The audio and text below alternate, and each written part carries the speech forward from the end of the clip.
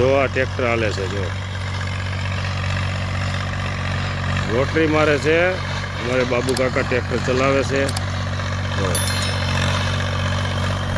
ઘાસ કઈ રીતે મોટું મોટું ઘાસ તૂટી જાય છે, કપાઈ જાય છે, જુઓ તમે રોટરીમાં। એટલે આવું પડતર ખેતર હોય કઈ રીતે ખેતી કરવી, પણ મૂળ આપણી પાસે જગ્યા હોય છે, જમીન ગમે તે જમીનમાં આપણે આધુનિક યુગમાં આપણે ઓર્ગેનિક અને પ્રાકૃતિક ખેતી કરી શકીએ છીએ। જો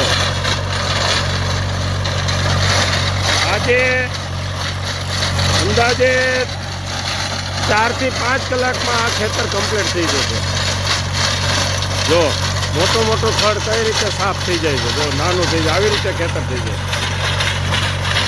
પછી આમાં આપણે પાણી મેળશું અને પછી આપણે ઉગાવો થશે અને ખેડશી, એ મેં તમને બતાવ્યું છે। કઈ રીતે થશે હું તમને આગલા વિડીયોમાં બતાવીશ, બરોબર છે। જય ગૌ માતા।